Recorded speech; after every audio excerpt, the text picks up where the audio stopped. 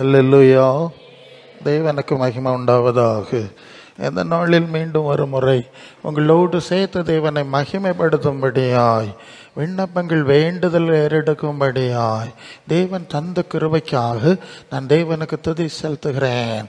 அன்புக்குரிய யாவருக்கும் இரட்சகரும் ஆண்டவருமாகிய இயேசுவின் நாமத்தில் அன்பின் நல்வாழ்த்துக்கள். அல்லேலூயா. நீங்கள் ஜபத்தை நடத்தும் போது ஒரு முக்கியமான வசனத்தை சொன்னாங்க. மத்தேயு 6ஆம் அதிகாரம் 36ஆம் வசனத்துல 33ஆம் வசனத்துல, முதலாவது தேவனுடைய ராஜ்யத்தையும் அவருடைய நீதியையும் தேடுங்க, அப்பதான் அவசியமான மற்ற காரியங்கள் கூட கொடுக்கப்படும்னு சொன்னாங்க. அதனால இப்போ பரலோக தேவனுடைய ராஜ்யத்துக்குரிய ஒரு முக்கியமான செய்தியை நாம் தியானிக்கிறோம். பரிசுத்த ஆவியானவர் நமக்கு உதவி செய்யணும். அப்போஸ்தலராகிய பவுல் கலாத்திய சபைக்கு எழுதின நிருபம் 1ஆம் அதிகாரம் 4ஆம் வசனம். கலாத்தியர் 1:4 சொல்லுகிறது, அவர் நம்மை இப்பொழுது இருக்கிற இந்த பொல்லாத பிரபஞ்சத்திலிருந்து நம்மை விடுவிக்கும்படி பிதாவாகிய தேவனுடைய சித்தத்தினாலே தம்மை தாமே பலியாக நமக்காக ஒப்பு கொடுத்தார். இந்த பொல்லாத பிரபஞ்சத்திலிருந்து நாம் விடுவிக்கப்பட வேண்டும் என்று தேவன் விரும்புகிறார். அதற்காக தம்முடைய குமாரனாகிய இயேசுவை பாவ நிவாரண பலியாக ஒப்பு கொடுக்கிற அளவுக்கு அவர் கிரியை செய்தார் என்கிற ஒரு காரியத்தை நாம பார்க்கிறோம். அந்த வசனத்தை நல்லா கவனிக்கணும். இந்த பொல்லாத பிரபஞ்சத்தின் உயர்ந்த ஸ்தானங்களில் ஏறி உட்கார பண்ணுவதற்காக தம்முடைய குமாரனை அவர் பலியாக்கவில்லை. இந்த பூமியிலே நம்முடைய பெயரை பெருமைப்படுத்துவதற்காக தம்முடைய குமாரனை அவர் பலியாக்கவில்லை. மாறாக இந்த பொல்லாத பிரபஞ்சத்திலிருந்து நம்மை விடுவிக்கும்படியாகவே அவரை ஒப்பு கொடுத்தார் என பார்க்கிறோம். ஏன் இந்த பிரபஞ்சம் பொல்லாப்பா இருக்கிறது, பொல்லாங்கான சூழ்நிலையிலிருந்து நம்முடைய பிள்ளைகளை விடுவிக்க நாம் விரும்புவோம் என்று சொன்னால், பரமபிதாவாகிய தேவன் எவ்வளவு அதிகமாய் இந்த பொல்லாத பிரபஞ்சத்திலிருந்து நம்மை விடுவிப்பார் என்பது நம்ம நிச்சயமா புரிஞ்சிக்க முடியும். தேவ சாயலாய் மனிதன் படைக்கப்பட்டு ஒளி உடை கொடுக்கப்பட்டு பூரண சற்குணம் உள்ளவனாய் தெய்வீக வரவில் இருந்த மனிதன் தேவனை பறக்கணித்து சாத்தானுக்கு பின்னால போனதுனால எல்லாவற்றையும் இழந்துட்டாங்க. மகிமை இழந்துட்டாங்க, ஆசீர்வாதத்தை இழந்துட்டாங்க. ஆதியாகமம் 1:28 நீ பள்ளிக்கு பூமியை நிரப்பி ஆசீர்வாதமா இருந்து ஆட்சி செய்யணும் சொன்னா எல்லாத்தையும் இழந்துட்டாங்க. ஆதியாகமம் 3:16 படிச்சா பெருக பெருக வேதனை வந்துடும் சொல்லிட்டார். இந்த பூமி உன் நிமித்தம் சபிக்கப்பட்டிருக்கும்னு சொல்லிட்டார். நீ மண்ணிலிருந்து எடுக்கப்பட்டாய், மண்ணுக்கு திரும்பவாய்னு சொல்லிட்டார். எல்லா சாபங்களும் வந்துட்டது. இந்த உலகம் சாபத்தின் பிடியில் சிக்கி கொண்டது. பிசாசு ஆதாம் ஏவாளை மட்டும் விட்டு வைக்கல, காயினை கொலைகாரனாய் மாற்றி விட்டான் என்று சொல்லி யோவான் 8:44 படிக்கிறோம். அவன் ஆதி முதல் மனுஷ கொலை பாதகன், காயினை கொலைகாரனா மாத்திரம். நீங்கள் ஆதியாகமம் 6:5 வந்துட்டா மனுஷருடைய நினைவுகளின் தோற்றம் எல்லாம் நித்தம் பொல்லாததா இருக்கிறது கற்றர் கண்டு மனுஷனை படைச்சிட்டமே ஆயிடுச்சு, எல்லாரையும் அழிக்க போறேன், நிக்கிரகம் பண்ண போறேன் சொல்ற அளவு பூமி கொடுமையினால் நிறைந்தது.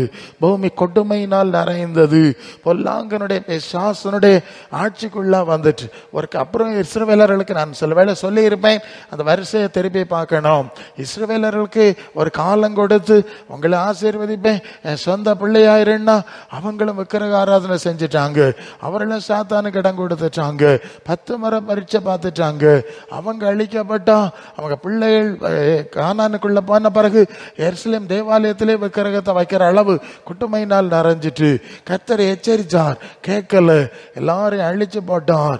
ஆமா, அது யாத்திராகமம் 52ஆம் அதிகாரத்தில் 12 வசனத்துக்கு பிறகு வந்தா நேபுகாத்நேச்சரை அனுப்பி ஆலயத்தை கொளுத்திட்டார், அரண்மனையில கொளுத்திட்டார், எல்லாத்தையும் அழிச்சு போட்டார். நீங்கள் ஏசாயா 65:17 சொல்லுவார், நான் எல்லாத்தையும் மறந்துடுறேன், ரொம்ப கசப்பா இருக்கு, ரொம்ப வேதனையா இருக்கு, ஓகே நான் புதிய வானத்தையும் புதிய பூமியை உண்டாக்க போறேன், முந்தின நினைக்க மாட்டேன்னு சொல்லி ஒரு திட்டத்தை போட்டுட்டார். உலகம் முழுவதும் பிசாசுக பிடியில், பொல்லாங்கனின் பிடியில், குட்டுமையில வந்துட்டது.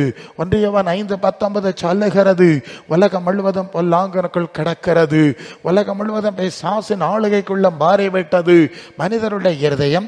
அது 2 தீமோத்தேயு 2ஆம் அதிகாரம் 26ஆம் வசனத்தில் மனுஷருடைய நினைவுகளின் பிசாசானுடைய இச்சையின்படி செய்ய அவனால் பிடிக்கப்பட்டிருக்கிறவர்கள் மயக்கம் தெளிந்து கண்ணுக்கு நீங்களாகத்தக்கதாய் சாந்தமா உபதேசம் பண்ணணும். மனுஷனுடைய மனசெல்லாம் பொல்லாங்கனுடைய பிடியில மாறிற்று. பொல்லாப்பும் கொட்டுமையும் நிறைஞ்சிருக்கிறது. தேவ சாபம், பேரழிவுகள் எல்லாம் நடந்திருக்கிற சூழ்நிலையில தான் நாம வாழ்ந்து கொண்டிருக்கிறோம். இந்த பொல்லாத சூழ்நிலையிலிருந்து ஆண்டு தேவன் நம்மை விடுவிக்க விரும்புகிறார் என்பதை முதலாவது நீங்க புரிஞ்சிருங்க. இப்ப உங்களுக்கு புரிஞ்சிருக்கும், ஏன் பூமியின் உயர்ந்த ஸ்தானத்தை பற்றி ஆண்டவர் பேசல, ஏன் பூமியில உன் பெயரை பெருமைப்படுத்துற பேசலன்னா, இந்த பூமியின் நிலைமை ரொம்ப கொடுமையா இருக்கு. இயேசுவை கொலை செஞ்சுட்டாங்க, அப்போஸ்தலரை கொலை செஞ்சுட்டாங்க, இயேசுவினுடைய சீஷர்கள் பக்தர்கள் எல்லாம் கொலை செஞ்சுட்டாங்க. நீங்கள் வெளிப்படுத்தின விசேஷம் 6ஆம் அதிகாரத்தில் வந்தா அங்கே ஒரு பகுதியை நம்ம வாசிக்கிறோம். அந்த தூதன் 5ஆம் முத்திரையை உடைக்கிறான். உடைக்கும் போது என்ன நடக்குது தெரியுமா? 6ஆம் அதிகாரம் 9, அவர் 5ஆம் முத்திரையை உடைச்ச போது தேவ வசனத்தை நிமித்தம், தாங்கள் கொடுத்த சாட்சியை நிமித்தம் கொல்லப்பட்டவருடைய ஆத்துமாக்களை பலிபீடத்தின் கீழே கண்டேன். அவர்கள் பரிசுத்தமும் சத்தியமுள்ள ஆண்டவரே, தேவரீர் பூமியின் மேல் குடியிருக்கிறவரிடத்திலே எங்கள் இரத்தத்தை குறித்து எதுவரைக்கும் நியாய தீர்ப்பு செய்யாமலும் பள்ளி வாங்காமலும் இருப்பீர்கள் என்று சொல்லி மகா சத்தமா கோபப்பட்டாங்க. பரிசுத்தவான்களுடைய இரத்தத்தால் இந்த உலகம் கரைபட்டிருக்கு. அவங்க பரதேசில இருக்கிறாங்க, இன்னொரு பகுதியில் இருக்கிறாங்க. அங்க இருந்து தேவனிடத்துல முறையிடுகிறார்கள். ஓ, எங்களுக்கு விரோதமா எவ்வளவு அக்கிரமம் செஞ்சாங்க, எங்க ரத்தத்தை சேர்ந்தனாங்க, எங்களை கொலை செஞ்சாங்க. இந்த உலகத்தை பழி வாங்கணும், இந்த உலகத்தை நீர் பழி வாங்கணும், இதுக்கு பதில் கொடுக்கணும்னு சொல்றாங்க. இந்த சூழ்நிலையில தான் நாம இந்த உலகத்துல வாழ்ந்து கொண்டிருக்கிறோம். அதனாலதான் இந்த பொல்லாத பிரபஞ்சத்திலிருந்து ஆண்டவர் நம்மையும் விடுவிக்க விரும்புகிறாருங்கிறத முதலாவது புரியணும். ஹல்லேலூயா. ஏன்னா இந்த நாள்ல இயேசுவின் நாமத்துல பல காரியெல்லாம் பல ரீதியில பேசப்படுகிறது எனக்கு நல்லா தெரியும். இதெல்லாம் நாங்க கவனிக்கிறோம். இதெல்லாம் கவனிச்சுட்டு தான் சபைக்கு, விசுவாசிகளுக்கு, ஆண்டவருடைய பிள்ளைகளுக்கு என்ன செய்தியை ஷார்ப்பா சொல்லணும் என்கிறத ஆண்டவர்கிட்ட கேட்கிறோம். அவர் தர்ற வார்த்தை தான் உங்களோடு பேசி கொண்டிருக்கிறேன். ஹல்லேலூயா. ஏன் உலகம் இப்படி இருக்கு, இந்த உலகத்துல இருந்து அவர் விடுவிக்கணும் அப்படின்னு நீங்க சிந்திச்சா ஒரு சின்ன ஐடியா கிடைச்சிரும். நல்லது. இப்போ 2வது என்ன பார்க்கிறோம், எப்படி நம்மை இந்த பொல்லாத உலகத்திலிருந்து அவர் விடுவிக்கிறார் தெரியுமா? அவர் விடுவிக்கிறார் தெரியுமா? ஆண்டவர் சொல்லுவார். அது முதலாவது ஆண்டவர் சொல்லுவார். யோவான் 17, 14, 16 வசனத்துல சொல்லுவார், நான் உலகத்தான் அல்லாதது போல அவர்கள் உலகத்தார் அல்லன்னு சொல்லுவார். தன்னை சொல்லிடுவார், நான் உலகத்தான் அல்ல. காரணம் ஏன் தெரியுமா? யோவான் 7:7 சொல்லுவார், இந்த உலகத்தின் கிரியைகள் பொல்லாதவைகளா இருக்கிறது என்று நான் சாட்சி கொடுக்கிறதுனால அது என்ன பகைக்கிறதுன்னு சொல்றார். உலகம் பொல்லாங்கனுக்குள் கிடக்கிறது, இதன் செயலாம் பொல்லாப்பா இருக்கிறதுன்னு நான் சாட்சி கொடுக்கிறதுனால இந்த உலகம் என்னை பகைக்கிறது என்று சொல்லுகிறார். ஏன்னா நான் உலகத்துக்குரியவன் அல்ல, நான் பரலோக தேவனிடத்திலிருந்து வந்திருக்கிறேன், பரலோக தேவ சித்தத்தை பேச வந்திருக்கிறேன். ஒரு காரியத்தை நீங்க கவனிக்கணும். இயேசுவை தேவன் உலகத்தில் அனுப்பினார், பரலோக ராஜ்யத்தின் செய்தியை, காரியங்களை கொடுக்கும்படி அனுப்பினார். இந்த உலகத்திலிருந்து தம்முடைய பிள்ளைகளை பொல்லாத பிரபஞ்சத்திலிருந்து விடுவிக்கும்படி இயேசுவை அனுப்பினார். இப்ப பிசாசு வந்துட்டான். அவன் குறுக்க வந்து சொல்றான். லூக்கா 4ஆம் அதிகாரம் 5ஆம் வசனத்துல சொல்றான், இந்த உலகத்தின் மேன்மையெல்லாம் எங்கிட்ட இருக்கு, இந்த மகிமையெல்லாம் நான் இப்ப வச்சிருக்கேன். ஆதாமுக்கு கொடுத்தா அவன் எங்கிட்ட கொடுத்துட்டான், நான் பறிச்சு எடுத்துட்டேன், இப்ப என் கஸ்டடியில தான் இருக்குது, எனக்கு இஷ்டமானவனுக்கு கொடுக்கிறேன், நீ என்ன பணிஞ்சு கொள்ளு. நீ பரலோக தேவனை பற்றி பேசாண்டோம், பரலோக ஆசீர்வாதம் பற்றி ஒன்னும் பேசாண்டோம், பூலோகத்தின் மேன்மைகளை பற்றி பேசுன்னு சொல்லி ஆண்டவரை அவன் வழி மறைச்சு அவன் திசை திருப்ப முயற்சி பண்றத பார்க்கிறோம். அப்ப இயேசு சொல்லுகிறார், எனக்கு பின்னாலே போ சாத்தானே, எனக்கு முன்னால போவாத, எனக்கு பின்னால போ. தாவீது சொல்வான்ல, கர்த்தரை எப்போதும் எனக்கு முன்ன வச்சிருக்கிறேன், வலது பக்கத்துல வச்சிருக்கிறேன், நான் அசைக்கப்படுவதில்லை. பல வேளை சிலர் சொல்றாங்க, நான் போற ஆண்டவரே, என் பின்னால வார ஆண்டவரே, என் கூட வருவேன்னு சொன்னீங்க சொன்னீர்லையா ஆண்டவர், இவங்க எங்கெல்லாம் போவாங்களாம், அங்கெல்லாம் ஆண்டவர் பின்னாலே போனோமா. வேடிக்கையா இருக்குல்ல. இப்ப தாவீது சொல்ற அப்படி கிடையாது. நீங்க முன்னால போங்க, நான் பின்னால வர்றேன். அல்ல, நீங்க முன்னால போங்க, நான் உங்க பின்னால வர்றேன்.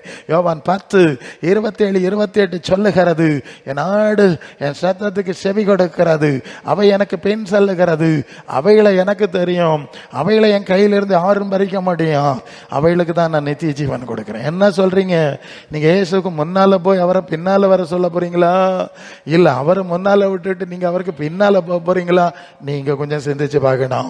பல வேளை ஜனங்கள் அப்படித்தான், ஆண்டவரை முன்னால விடாம ஆண்டவருக்கு டைரக்ஷன் கொடுக்கிறாங்க, ஆண்டவருக்கு பாடம் நடத்துறாங்க.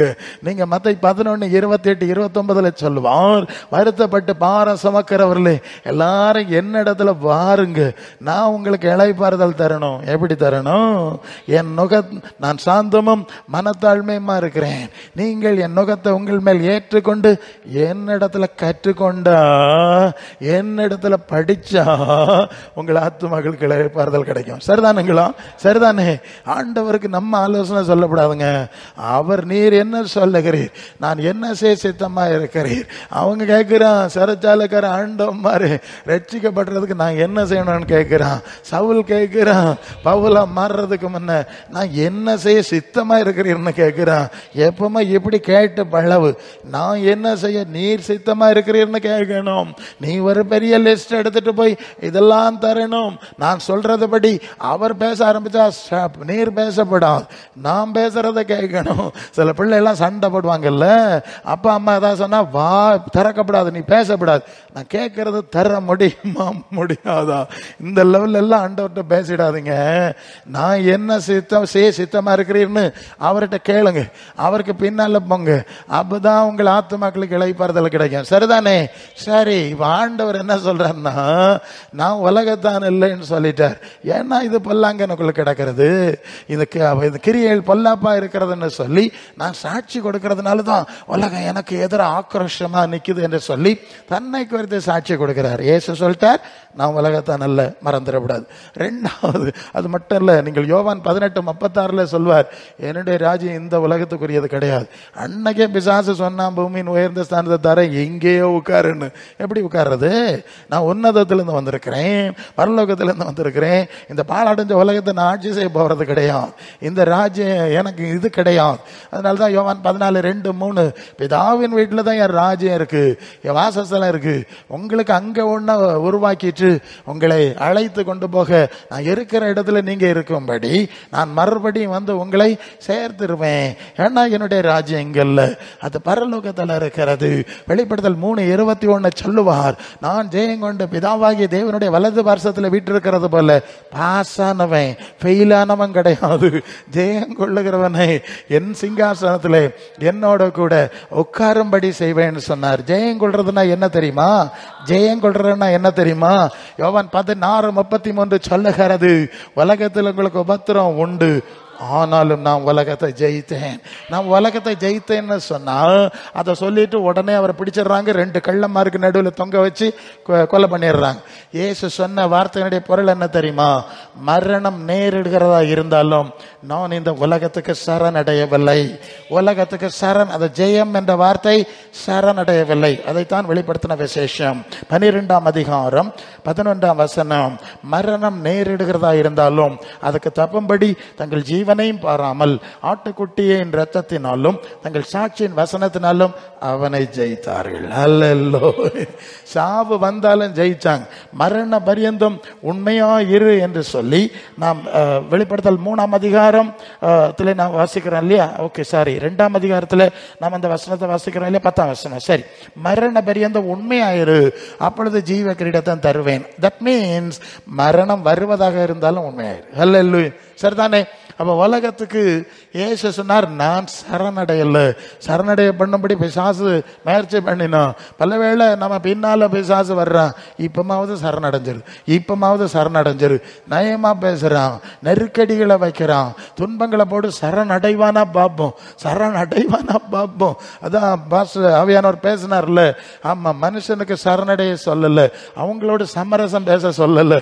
சூழ்நிலை கஷ்டம்தான், சூழ்நிலை கடினம்தான், தான். அம்மா பிசாசு நிக்கிறான், சரணடைகிறத தவிர வழி இல்லை மாதிரிதான் சூழ்நிலை.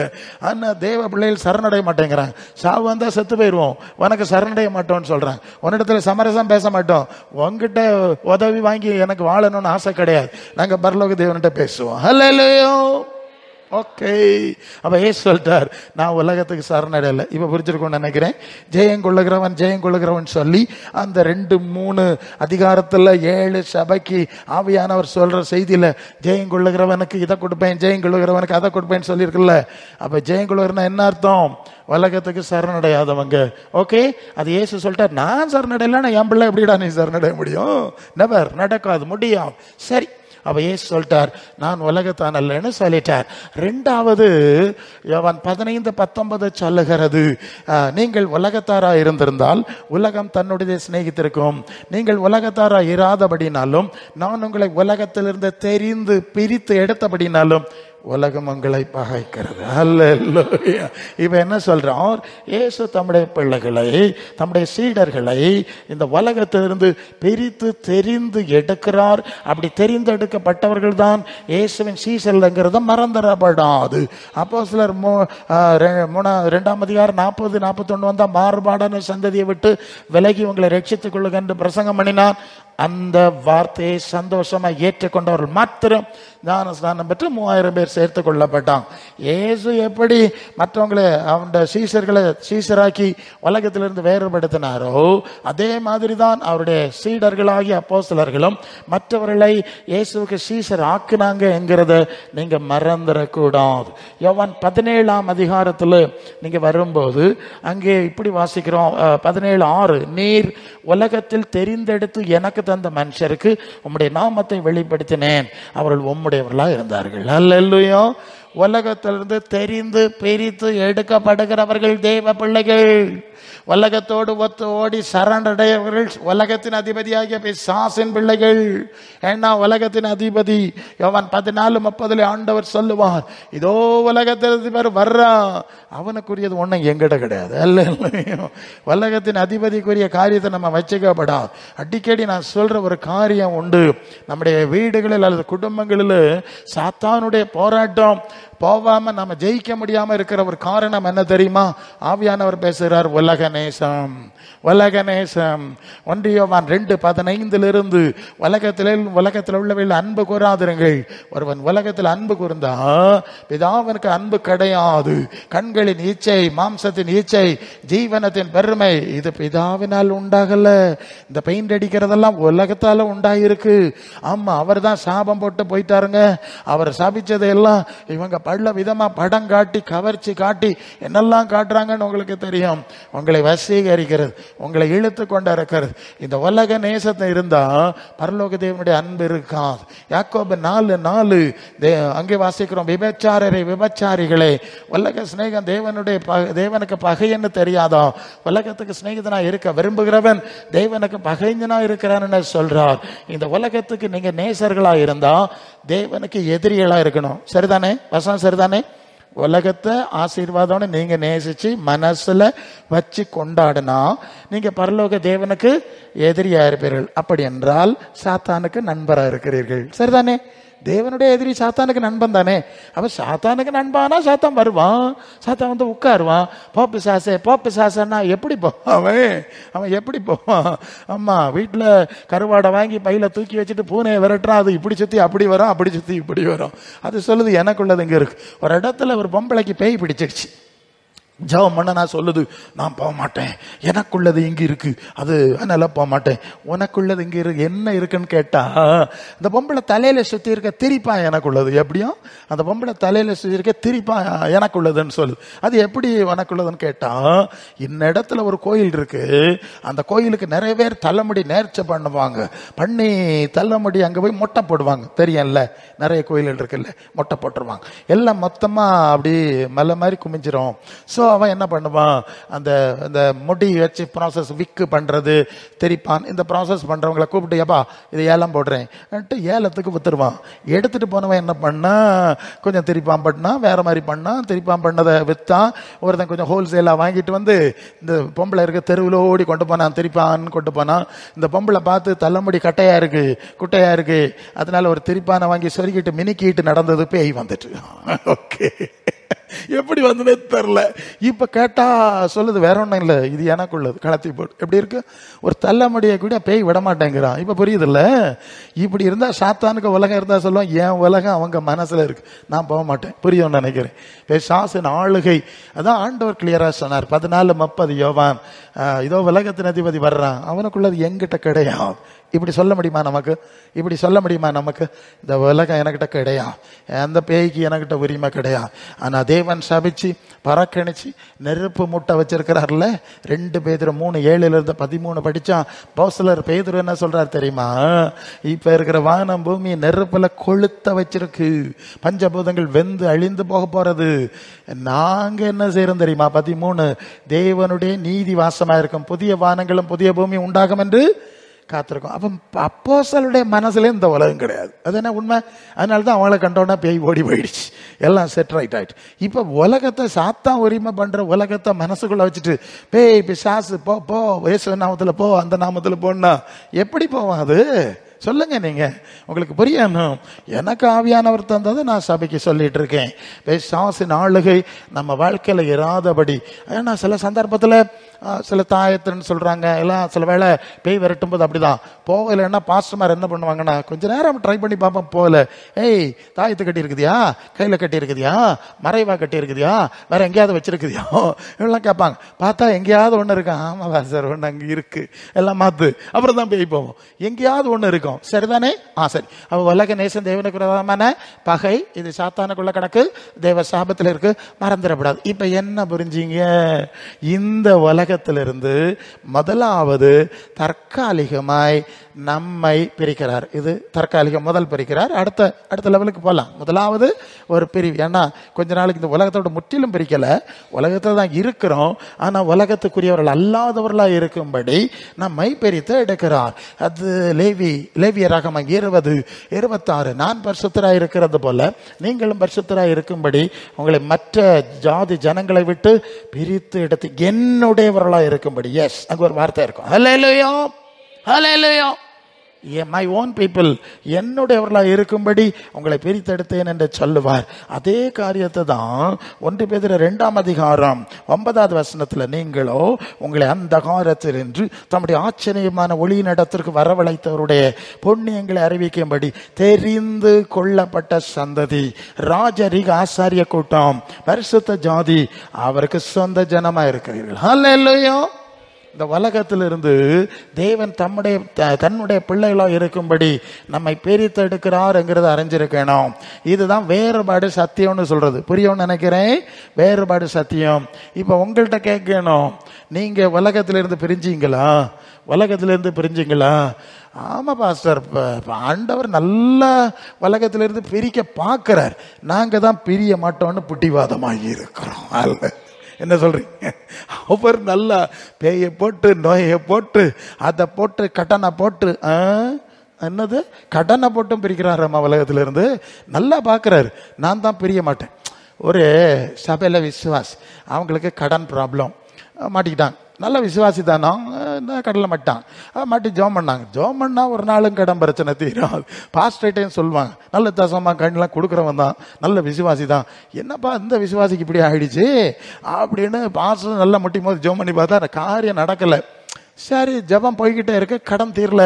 ஒரு நாள் ஏதோ ஒரு எடை கூட்டத்துக்கு அந்த விசுவாசி வந்தது, அந்த பக்கத்து வீட்டுக்காரியோட வந்தது, எல்லாம் சேர்ந்து வந்தாங்க. வந்து கூட்டம் முடிஞ்சிடுச்சு. கூட்டம் முடிஞ்சு வீட்டுக்கு போகிறான். வீட்டுக்கு போகும்போது இவங்க 2 பேரும் பேசிட்டு போகிறாங்க. அந்த கடன்ல பாதிக்கப்பட்டிருக்கிற பொம்பளை கூட வர்ற பொம்பளைகிட்ட பேசிட்டு போகுதான். என்ன பேசுதுன்னா, இந்த கடன் தீரும் கடன் தீரும் கடன் தீரும்னு பார்க்குறேன், இந்த பிள்ளைகளுக்கு எள்ளு போல காதில் 2 பொட்டு கம்பல் போடலான்னு நல்லா பார்க்குறேன், கடன் தீர மாட்டேங்குது. இல்லை இல்லை, இது எப்படியோ சுற்றி பாஸ்டர்கிட்ட வந்துட்டு ஆண்டவர் வெளிப்படுத்திட்டார். கடன் தீராத ரகசியம் உனக்கு தெரியுதுல்ல? தெரியுதா? எப்படி கடன் தீரும்? எப்படி நடந்தீர் சொல்லுங்க. நீ விசுவாசி, உனக்கு சத்தியம் வசனம் ஆவி எல்லாம் வந்திருக்கு, நீ இப்படி நடக்கிற, பிள்ளைகளுக்கு போடணுங்கிறாய், அப்புறம் கடன் வராம வேற எப்படி எப்படி இருக்க சொல்லுங்க.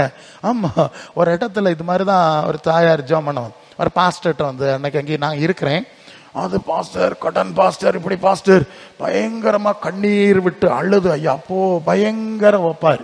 அப்ப அந்த பாஸ்டர் பார்த்தாரு, அந்த அழுகை பார்த்து இறக்கப்பட்டு கையை வச்சு பவர்ஃபுல்லா ஒரு ஜபம். எப்படி ஜபம்? பவர்ஃபுல்லா. ஆமா, பவர்ஃபுல்லா ஒரு ஜபம் நடத்தினார். அதுவும் துள்ளி குதிச்சு பயங்கர ஆட்டம். நான் இப்படி தலையை குனிஞ்சிட்டு இப்படியே நின்னா, தற்செயல அந்த பொம்பளைக்கு காலை பார்த்தேன், 2 காலையும் தங்க கலர்ல 2 கொலுசு கிடாது. கொள்ளாமா, நான் மனசுக்குள்ள நினைச்சேன், தெய்வமே பின்ன எப்படி கடந்தீரும்? காலில் தங்கத்தை போட்டு சவிட்டி தேய்ச்சிக்கிட்டு நடக்கா இவா, இவளுக்கு கடந்தீரணுமா? இதுக்கு பாஸ்டர் மாதிரி உபாசம் வைக்கணுமா? பொறப்பு எடுக்கணுமா? பொறப்பு உங்களுக்கு என்ன தெரியுது? ஆண்டவர் சொல்லார், நான் சாந்தமும் மனத்தாழ்மையுமா இருக்கிறேங்கிறார் இல்லையா? பிலிப்பியர் 2:5, கிறிஸ்து இயேசுவுடைய சிந்தையை உங்களிலும் இருக்க கடவுது. அவர் சிலுவையின் மரண பரியந்தம் அடிமையின் ரூபமாகி சிலுவையின் மரண தன்னை அவர் தாழ்த்திட்டு போட்டு, எனக்கு தாழ்த்தினவன் என்ன வந்தது? என்ன சொல்றீங்க? அவர் தாழ்த்திட்டு போட்டு பாஸ்டர், நான் தாழ்த்தினவன் என்ன வந்து? நான் வேணா அவரை ஆராதிப்பேன், அவரை தாழ்த்த மாட்டேன். ஆமா, அப்போ இயேசுநாதர் உங்களுக்கு அற்புதம் செய்யணும். இப்ப புரியுதுல்ல உங்களுக்கு? என்ன அதுதான் பிரச்சனை. யாரும் இப்பதான் காரியம் ஒன்னொன்னா வெளிப்படுது இல்ல, ஒன்னு அதுதான் அற்புதம் நடக்க மாட்டேங்குது, விடுதலை வர மாட்டேங்கன்னா, ஓ இப்படி ஏகப்பட்ட சிக்கல் கிடக்கும் உள்ள. எப்படி? ஏசுநாதருக்கு தாழ்மை நமக்கு வேண்டாம், அவருக்கு அற்புதம் மட்டும் நிறைய வேணும். கட்டாம வல்லாம், ஆமா, நாறு பெட்டி சாக்கு மாதிரி நிறைய வேணும் இல்ல, அப்படித்தானே? உங்களை நீங்களே உய்த்து ஆராய்ந்து பாருங்கள். ஓகே, ஆமா. அப்புறம் யாக்கோபு 4:6 சொல்லுதில்ல, பெருமை உள்ளவனுக்கு தேவன் எப்படிங்க? அப்ப சாத்தான் நண்பன் தானே. பெருமை உள்ளவனுக்கு தேவன் எதிரின்னா, பெருமை உள்ளவனுக்கு சாத்தான் நண்பன் வருவான். இதானே ப்ராப்ளம். போக மாட்டாங்க. எப்படி? என்ன பிரச்சனைக்கு என்ன காரணம் நினைக்கிறீங்க? இப்படித்தான் ஆண்டவரை பரியாசம் பண்ணிட்டு என்ன நன்மை வாங்க போறீங்க நீங்க? இனி அப்போ சிலர், ஆமா, சில வேளை இப்பெல்லாம் சிலர் வந்து கையை வச்சு தள்ளி உருட்டி போட்டுறாங்க. அது என்னன்னு கேட்டோம், நாங்கள் பேதுருவின் மறு அவதாரம், பவுலின் மறு அவதாரம், யோவானின் மறு அவதாரம், அவர்கள் கைகளை வைத்தார்கள், பரிசுத்த ஆவி வந்தார், நாங்க மறு அவதாரமா வந்திருக்கிறோம், நாங்களும் கைகளை வைக்கிறோம், பரிசுத்த ஆவி வருகிறார்னு படம் காட்டுறாங்க. நான் கேட்டேன், எப்பா நீ ஒன்ன பேதுருவின் மறு அவதாரங்கிற, பவுலின் மறு அவதாரங்கிற, அந்த பேதுரு சொன்ன ஒரு உபதேசத்தை நீ கடைபிடிக்க மாட்டேங்கிற, அந்த பவுல் எழுதின ஒரு உபதேசத்தை நீ கடைபிடிக்க மாட்டேங்கிற, அப்புறம் எப்படி அப்போ உனக்கு அவருக்குள்ள இருக்க ஆவி உனக்குள்ள இருக்குன்னு எப்படி நாங்க நம்புறது? என்ன சொல்றீங்க நீங்க? புரியுமா? பேதுரு கையை வச்சாரு போச்சுன்னா, நீ வச்சுன்னா பேதுருக்கு உபதேசம் உனக்குள்ள இருந்திருக்கணுமே, பேதுருக்கு ஆவி உங்களுக்கு இருந்திருக்கணுமே, மாடல் இருந்திருக்கணுமே. நீ தலைகளா இருக்கிற, இது ஃபேக்கு, இது வேற, இது தள்ளி போட்டு உருட்டி மண்டையை உடைக்கிது அல்ல இல்லையா? நிறைய கள்ளத்தனெல்லாம் நான் பார்த்துருக்கேன். சரி, அதனால அங்கே போய் தலையை கொடுக்காத, அவனுக்குள்ள இருக்க பேய நீ வாங்காத, மரியாதையா இருந்து பாவ அறிக்கை செய். இப்ப பரிசுத்தாவி எப்படி வரணும்னு கேட்குறீங்களா? அதுக்கு ஒரு ப்ராப்பர் சேனல் இருக்கு. அது என்ன ப்ராப்பர் சேனல் தெரியுமா? அண்ட் நம்பர் 1, அது வந்து யோவான் 14:15-16 இயேசு சொல்வார், ஒருவன் என்னில் அன்பா இருந்தா என் வசனத்தை கடைபிடிக்கணும், நான் பிதாவின் இடத்துல அவர்களுக்காக வேண்டிக் கொள்வேன், அப்பொழுது உங்களோடு இருக்கும்படி சத்தியாவியாகிய தேற்றரவாளனை தந்தருள்வார். பரிசுத்தாவி அனுப்புறது யாரு? இயேசுதான் அனுப்புறார். அவன் ஞானஸ்நான ஜலத்தினால யோவான் கொடுத்தா, நான் அக்கினியினால கொடுக்குங்கிறார் அல்ல இல்லையோ? அப்போ பரிசுத்தாவி அனுப்புற அதிகாரம் இயேசுக்கு இருக்கிறது. அவர் இந்த ஆவி அனுப்பணும்னா என்ன செய்யணும்னா, நான் சொல்றது நேரா சொல்றேன், இயேசு ஆராதிக்கிறதுனால அந்த ஆவி கிடைக்காது. மாறாக இயேசுக்கு சீஷரா மாறணும். என்ன செய்யணும்? இயேசுக்கு சீஷரா மாறினாதான் உங்களுக்கு அந்த ஆவி கிடைக்கும். ஏன்னா அது வந்து யோவான் 8:31 இயேசு தம்மை விசுவாசித்த யூதர்களை பார்த்து சொல்லுவார், நீங்கள் என்னுடைய உபதேசத்தில் நிலைத்திருந்தால் மெய்யாகவே என் சீஷராய் இருப்பீர்கள். நல்ல வசனம் தானே? அப்ப இயேசுனுடைய வசனத்தின்படி நடக்கிற சீஷத்துவத்துக்கு நீங்கள் அர்ப்பணிக்காதது வரை உங்களுக்கு பரிசுத்த ஆவியை ஆண்டவர் அனுப்ப மாட்டார். இப்படி ரோட்ல போறோம் வரவன் வேற ஆவியை தருவான், ஒன்னு தரலாம், அது வேற விஷயம். சரி, 2வது, ஓகே, யோவான் 13:15 நான் செய்தது போல நீங்கள் செய்யும்படி உங்களுக்கு மாதிரியை வைத்து போனேன், என்னுடைய மாதிரியின்படி செய்கிறவர்கள் பாக்கியவான்கள். அப்ப இயேசுவின் மாதிரிப்படி நடக்கிறதா இயேசுக்கு சீஷத்துவம். இப்ப மனசிலாச்சா? அப்ப இயேசுக்கு சீசர் ஆகுதுன்னா அவருடைய வார்த்தையில மாதிரியில நடக்கணும்.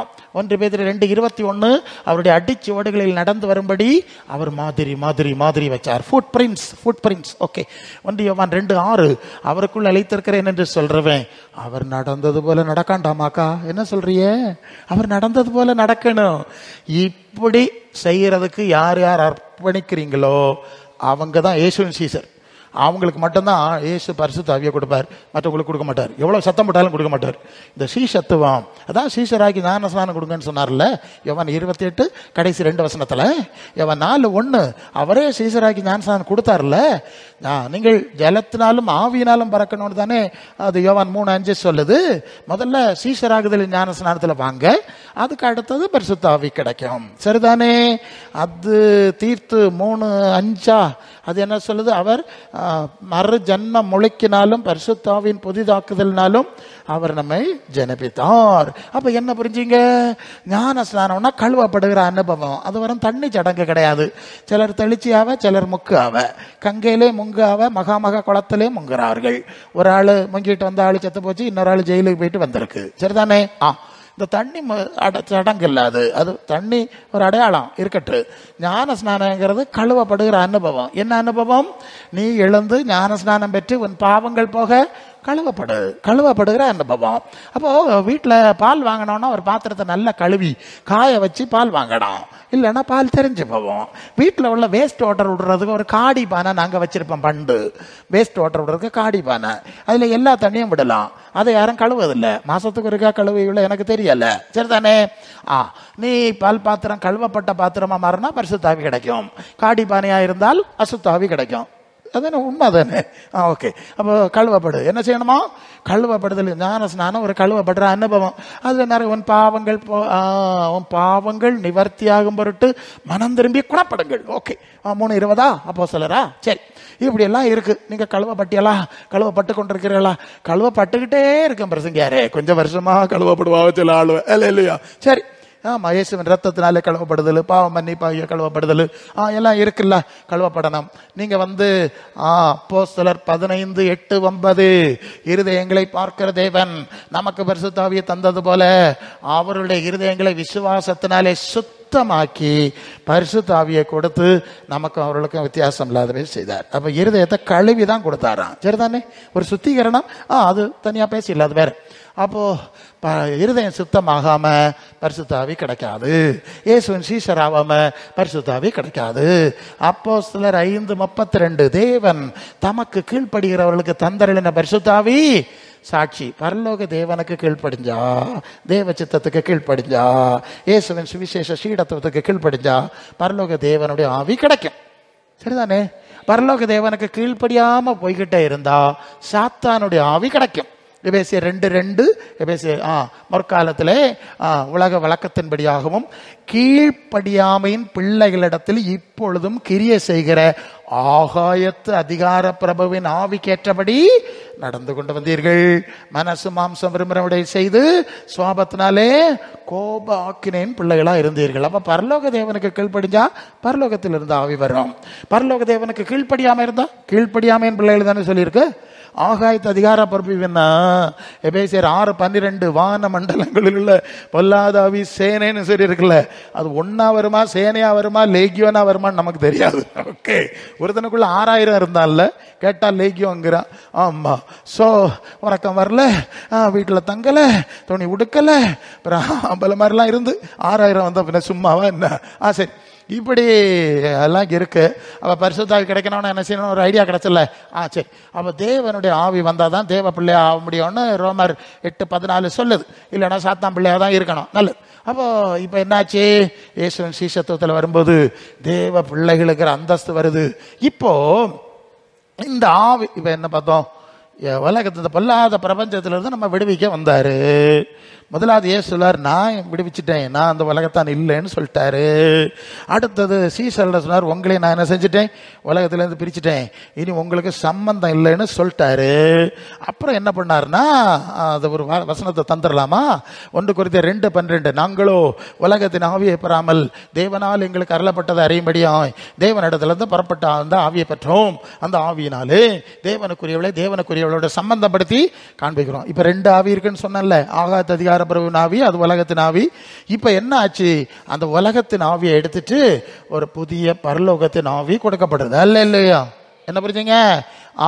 அப்போ எங்கே ஆத்மாவில மனசுல பரலோகத்தின் ஆவி வருது. பரலோகத்தின் ஆவி வந்தா எபேசியர் 4:22 அந்தபடி முந்தின நடக்கக்கூடிய மோசம் போக்கும் இச்சைகளாலே கெட்டு போற பழைய மனுஷனை களைந்துருங்க, உள்ளத்திலே பழைய ஆவியை போக்கிட்டு புதிய ஆவி உள்ளவர்களாகி மெய்யான நீதியும் பரிசுத்தத்திலும் தேவனுடைய சாயலால் சிருஷ்டிக்கப்பட்ட புதிய மனுஷனை அணிந்து கொள்ளுங்கள், தரித்துக் கொள்ளுங்கள். சரி, இப்ப என்னாச்சு? எல்லாம் ஒரு மாற்றம் தான் இல்லையா? கொஞ்சம் கொஞ்சமா மாறுது. உள்ளான மனுஷன்ல ஆத்மாவில ஒரு வேறுபாடு. உலகத்திலிருந்து என்னதெல்லாம் பாத்தீங்க, உலகத்திலிருந்து பிரிக்கிறாரு, பரலோக சத்திய ஆண்டவர் தர்றாரு, உலகத்தின் ஆவியை எடுத்துட்டு பரலோக ஆவியை தர்றாரு. இப்ப பரலோக ஆவியினாலே நடத்தப்படுகிற தேவ பிள்ளைங்கிற ஒரு அந்தஸ்துக்குள்ளே வந்துடும். எப்படி உலகத்திலிருந்து பிரிச்சு எடுக்கிறாருன்னு பார்த்துடுங்க. எத்தனை வேலை செய்ய வேண்டியிருக்கு இல்லையா? சும்மாவா? பின்ன இதுக்கு பெரிய கட்டடமே கட்டி இத்தனை ஃபேன் லைட்டம் போட்டுருக்க, சும்மாவா? எத்தனை காரியம் நடக்க வேண்டி இருக்குங்க. சரியா? சரி. அப்ப இப்படி அவர் பரலோக ஆவியை கொடுத்து வேறுபடுத்துறார். பரலோக ஆவி வந்துட்டா நீங்கள் யாக்கோபு 4:4 என்ன சொன்னேன்? அது உலக சிநேகம் தேவனுக்கு விரோதமான பகைன்னு சொல்லிட்டு அடுத்த வசனம் என்ன சொல்ல தெரியுமா? நம்மில் வாசமா இருக்கிற ஆவியானவர் வைராக்கிய வாஞ்சை உடையவராய் இருக்கிறார் என்று வேதம் வீணாய் சொல்லுகிறது என்று நினைக்கிறீர்களான்னு இருக்கு. சரிதானே? பரிசுத்தாய் வந்தா உலகத்துக்கு எதிராக வைராக்கியமா நம்ம மாத்திரும்.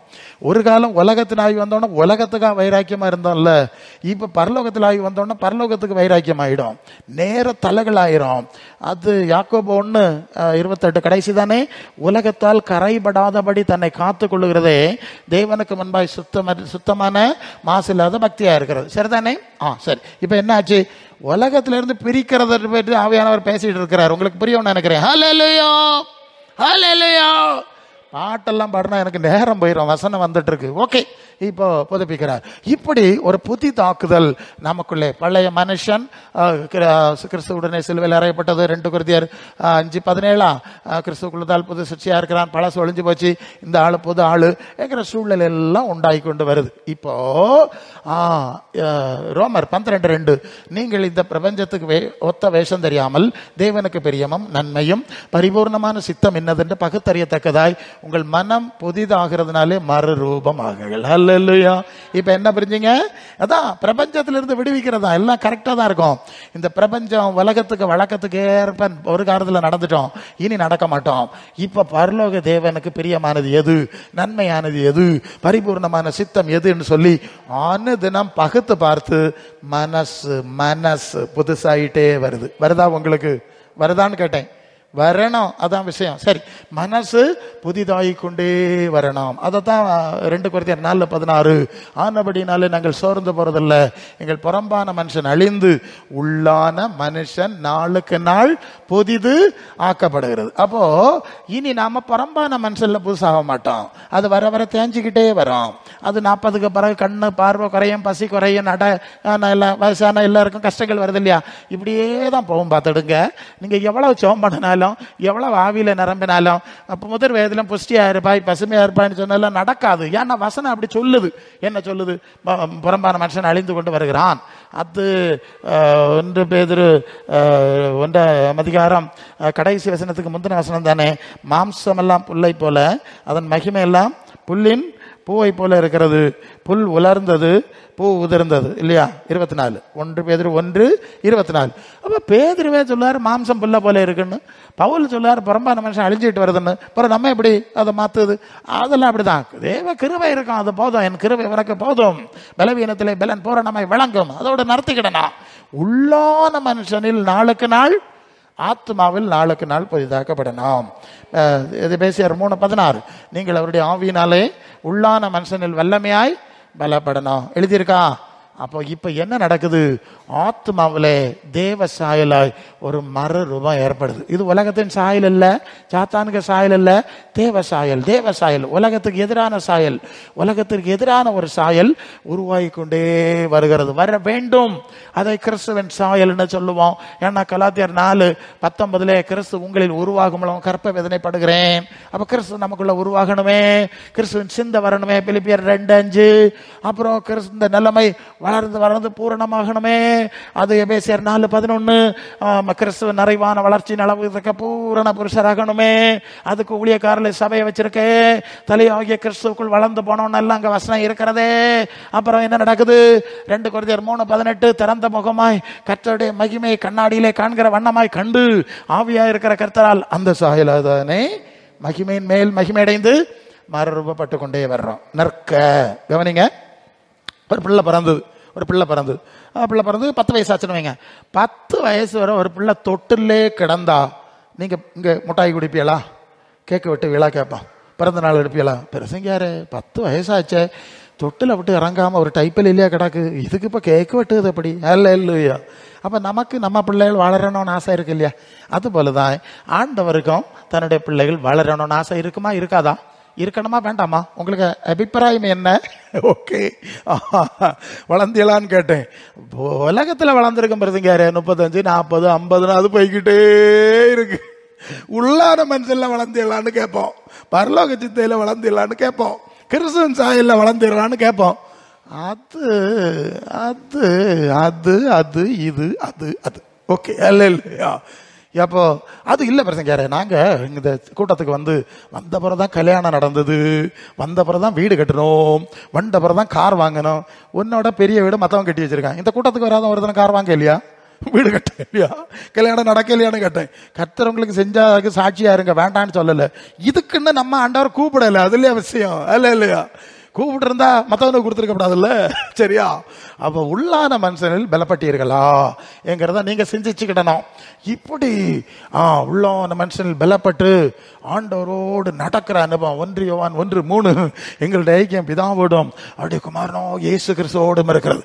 முன்னால நம்முடைய ஐக்கியம் எங்க இருந்தது? உலகத்தோடு இருந்தது. இப்போது நம்முடைய ஐக்கியம் எங்க இருக்கிறது? ஆண்டவரோடு இருக்கிறது. அப்படியே நடக்கிறோம். ஏனோக்கு தேவனோடு சஞ்சரித்துட்டு இருந்தான். தேவனோடு சஞ்சரித்துட்டு இருந்தான்.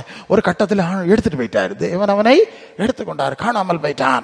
நீங்கள் ஆதியாகமம் 6ஆம் அதிகாரத்திலே 5ஆம் வசனத்துல மனுஷனுடைய நினைவுகளின் தோற்றம் எல்லாம் நித்தம் பொல்லாதா இருக்கிறது என்று கர்த்தர் கண்டு அவனை உண்டு பண்ணக்கா மனஸ்தாப்பட்டாருன்னு சொல்லி இருக்கு.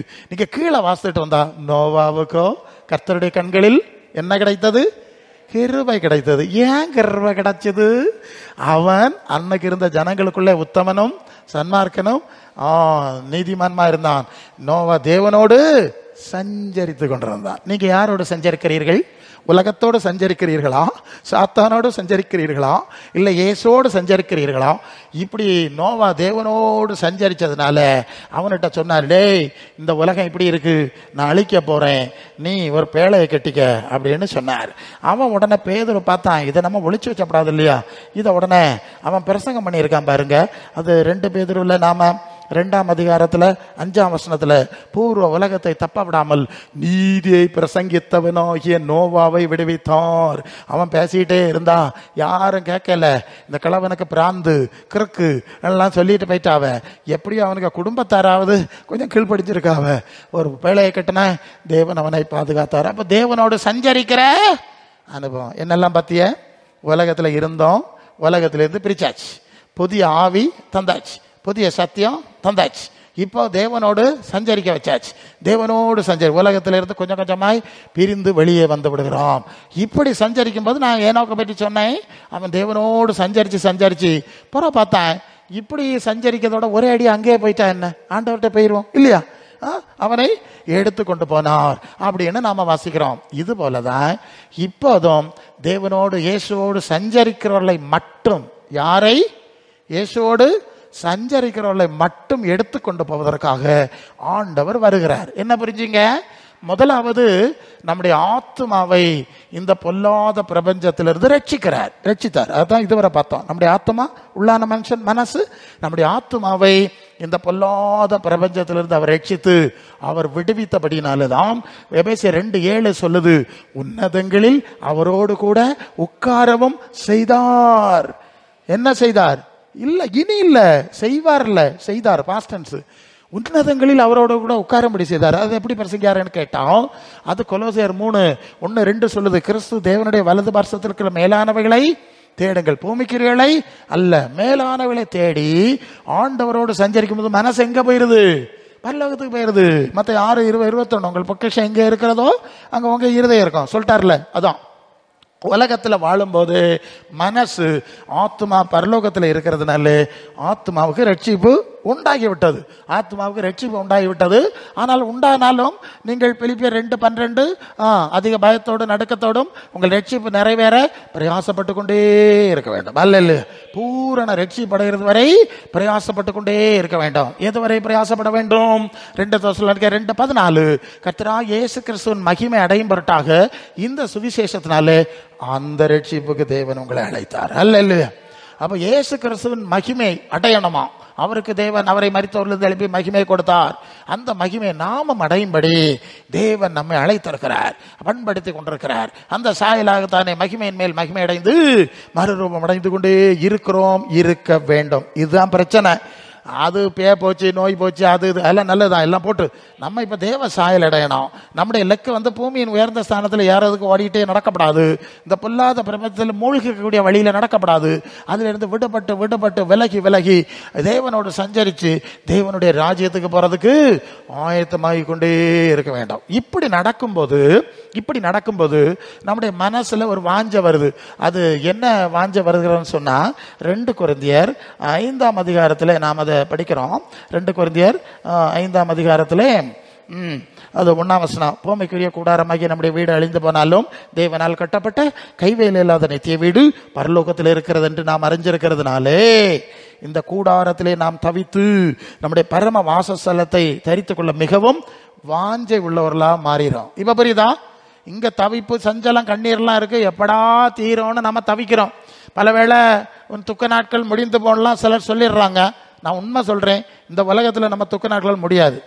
அது வெளிப்படுத்தல் 21:4 தேவன் தாமே அவருடைய கண்ணீர் யாவையும் துடைப்பார். இனி மரணம் இல்லை, இனி துக்கம் இல்லை. ஆமா, அங்கதான் யாவையும் துடைப்பார், இங்கே கொஞ்சம் துடைப்பார். மீண்டும் பேய் வரும், திருப்பி திருப்பி துடைக்கணும். காலையில துடைச்சா சாயங்காலம் அழணும். இப்படி இருக்க இடம் பொல்லாத பிரபஞ்சம் இல்ல. புரியுதுல நான் சொல்றது? இந்த பொல்லாத பிரபஞ்சத்துல அதான் பாச சொன்னார்ல, ஒரு ஏரியாவை சொன்னார்ல, சாத்தானின் சிங்காசனம் இருக்கிற இடத்துல நீ இருக்கிறதை அறிந்திருக்கிறேன். இப்ப சாத்தானுடைய சிங்காசனம் இருக்கிற இடத்துல இருந்தா என்னைக்கும் சாத்தானுடைய போராட்டம் வரதானே செய்யும். வரட்டுதும் வாரதும் போறதும் போராட்டம் தான் இல்லையா? நல்ல போராட்டம் தான் இல்லையா? பேசி 6:12 மாம்சத்தோட இரத்தத்தோடும் அல்ல, அதிகாரங்கள் துறைத்தனங்கள் வான மண்டலங்கள் உள்ள பொல்லாதாவிலின் சேனைகளோடும் ஓயாம போராட்டம் தான் பிரசங்கியாரு. ஏன்? இருக்க இடம் சாத்தான் சிங்காசனம் இருக்க இடம் பொல்லாத பிரபஞ்சம். அதனால இந்த போராட்டம் வருது. இப்ப புரியுதா உங்களுக்கு? அப்போ எப்ப பிரசங்கியாரு இந்த போராட்டம் தீரும்? எப்ப இந்த கண்ணீர் தீரும்னா சொர்க்க பரலோகத்துக்கு தான் போனோம். அல்ல, வெளிப்படுத்தல் 21:1 புதிய வானம் புதிய பூமி உண்டாயிற்று, முந்தின இருந்த காணவில்லை. நான் 3ஆம் வசனத்திலே தேவனும் தேவ பிள்ளைகளும் ஐக்கியத்தில் இருக்கிறார்கள். அப்ப கண்ணீர் எல்லாம் போய்விட்டது, சாவு நோய் எல்லாம் போச்சுது. வெளிப்படுத்தல் 22:3 தேவனும் ஆட்டுக்குட்டியானுடைய சிங்காசனம் இருக்கிறது, அங்க இனி ஒரு சாபம் இல்லைன்னு சொல்லி இருக்கிறது. அப்ப கண்ணீர் எல்லாம் தீரணும், பிரச்சனை எல்லாம் தீரணும்னா அந்த பரலோகத்துக்கு தான் போனேங்கிறதான அறிவு நமக்கு நம்முடைய ஆண்டவர் படிச்சு தருவார்ல. ஆண்டவரோட சஞ்சரிக்கும் போது சொல்லுவார், நான் இருக்க இடத்துக்கு கூட்டிட்டு போவேன், என்ன எல்லாம் அங்கே ஒன்று உண்டாக்குறேன், என்ன கண்ணீர் துடைக்கிறதுக்கு ஒரு ஏற்பாடு வச்சிருக்கிறேன், என்ன சொல்லுவாரா சொல்ல மாட்டாரா? நம்ம சொல்றோம்ல பிள்ளைகளுக்கு, ஓகே சொல்லுவார். இப்பதான் என்ன ஆச்சு? இந்த பரம வாசஸ்தலத்தை தரித்து கொள்ள ஒரு வாஞ்சை வந்து விடுகிறது. 7ஆம் வசனத்திலே இந்த தேகத்திலே குடியிருக்கையில் கர்த்தரிடத்தில் குடியிராதவர்களாக இருக்கிறோம் என்று அறிந்து எப்பொழுதும் தைரியமாக இருக்கிறோம். நாம் தைரியமாகவே இருந்து தேகத்தை விட்டு குடி போக கர்த்தரிடத்தில் குடியிருக்க அதிகமாய் விரும்பி கொண்டிருக்கிறோம். இது நிமித்தமே நாம் சரீரத்தில் குடியிருந்தாலும் குடியிராமல் போனாலும் அவருக்கு பிரியமாய் இருக்க நாடுகிறோம். அல்லேலூயா. அப்போ ஆண்டவரோடு சஞ்சரிக்கும் போது இப்படி சஞ்சரிக்கிறதை விட ஒரே அடி அவர் இருக்க இடத்துக்கு போயிடலாமே, இந்த சாத்தாங்க சிங்காசனத்துல இருந்து போயிடலாமே, இந்த பொல்லாத பிரபஞ்சத்துல இருந்து ஆசை வருமா வராதா? வரேன் இல்லையா? நம்ம இருக்கிறோம். சில இடத்துல குடியிருக்கவங்க சொல்லுவாங்க, பாஸ்டர் இந்த இடம் ரொம்ப மோசமா இருக்கு, இதை வித்துக்கிட்டு வேற எங்கேயாவது போய் ஒரு வீடு வாங்கிடலாமான்னு இருக்கேன். இல்லையா? சொல்லுவா இல்லையா? இங்க இருக்கப்படாது, வெளியே போனாதான், இந்த இடத்த விட்டு வெளியே போனாதான் எனக்கு மேக்கதி வரான். அப்போ இது உலகத்துல பாக்குறது. அது போலதான் இந்த பொல்லாத பிரபஞ்சத்தை விட்டு வெளியே போறதால நமக்கு பல கஷ்டம் வந்திருக்கு. இயேசுக்கு வந்திருக்கு, அப்போஸ்தலனுக்கு வந்திருக்கு. நான் நிறைவேற்றி முடிக்க வேண்டிய முழுக வேண்டிய ஸ்நானம் உண்டு, அது முடியும் எவ்வளவோ நெருக்கப்படுகிறேன். பவுல் சொல்லுகிறார், நெருக்கங்களிலும் அடிகளிலும் கட்டுகளிலும் காவலிலும் இருந்தேன். ஒரே நெருக்கம் தான். ஆமா, நமக்கு இருக்கிறது நெருக்கம். அப்போ நமக்கு ஆசை வந்துடுது, ஆண்டவர்கிட்ட போனா கொள்ளாமே, பரலோகத்துக்கு போனா கொள்ளாமே. அப்ப அங்க போனோம்னா சும்மா போக முடியாது இல்லையா? இங்க இருக்க வேலை அவருக்கு பிரியமா இருந்தாதான் அங்க போக முடியும் இல்லையா? அவருக்கு எதிராக நடந்துட்டு நான் வந்திருக்கேன், ஏசப்பா பிள்ளை வந்திருக்கேன், தேவா பிள்ளை வந்திருக்கேன்னா நீ எங்க ஓடி எனக்கு பிள்ளைன்னு கேட்பாரு. கேட்க மாட்டாரா? கேட்பாரு. அப்ப உலகத்துல இருக்கும்போது அவருக்கு பிரியமா நடக்கிறதுக்காக இந்த சபையை வச்சிருக்காது.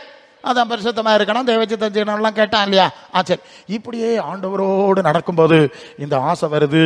ரோமர் 8ஆம் அதிகாரத்தில் வரும்போது இந்த 8ஆம் அதிகாரத்தில் நமக்கு 22, ஆதலால் நமக்கு தெரிந்திருக்கிறபடி இதுவரைக்கும் சர்வ சிருஷ்டியும் ஏகமாய் தவித்து பிரசவ வேதனைப்படுகிறது. அந்த வார்த்தையை பார்த்துக்க. ஏன்னா அதை சாபம், சாத்தானுடைய ஆளுக. பிரசவ வேதனைப்படுகிறது.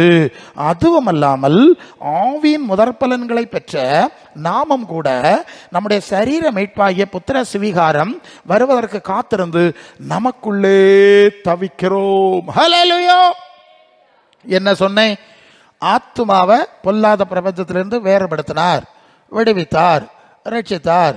அந்த ரட்சிப்பு நிறைவேற பிரயாசப்படணும் அப்படின்னு ஆத்துமா. ஆனா சரீரம் இன்னும் ரட்சிக்கப்படையில, சரீரம் இன்னும் அதுக்கு மீட்படையலை. இங்க சொல்லுது. ஏன் சொன்னேன் இல்லையா? ஏன் நோக்கு தேவனோடு செஞ்சிருந்தான், காணப்படாம அங்க போனான். இந்த தேகத்தை விட்டு குடி விலகி போகும், கர்த்தரிடத்தில் குடியிருக்கும் அதுமே விரும்புகிறோம். அப்படி போனோம்னா இந்த சரீரத்தில் நமக்கு விடுதலை வேணாம் இல்லையா? என்ன சொல்லுதிய? இதுக்குள்ளேயே மாட்டி இருக்கு. ஆமா, சில ஆளுவா அப்படிதான். ஆமா, ரொம்ப கஷ்டம் வரும்போது சாவு வரையிலையே பிரசங்கியாரே, சாவிலான ஆசைப்படுவேன் வரையில, இங்க சிக்கிக்கிட்டு உயிர் போயிட்டுன்னா பரவாயில்ல. ஆமா, சில சந்தர்ப்பத்தில் அப்படிதான். ஒரு அடக்கார ஒரு இடத்துல ஒரு சபையை சேர்ந்த ஒரு விசுவாசி, நல்ல வயசான அம்மா, நல்ல வயசாயிடுச்சு, வயசாகி படுக்கையில் இருக்கா. படுக்கையில இருந்து இன்னா செத்து போவோம், நாளைக்கு செத்து போவோம்னு சொல்லிட்டு எல்லாம் பிள்ளைகள் எல்லாம் வந்து சுத்தி காவல். அது ஒரு நாளஞ்சாவாது. இதுகளுக்கு ஒரே பிரச்சனை. இப்போ ஒன்றும் இல்லாமல் எழும்பி வந்துட்டு நமக்கு வேலைக்கு போகலாம், இல்லை போயிட்டுன்னா முடிச்சுக்கிட்டு பேரெல்லாம் போக முடியாது.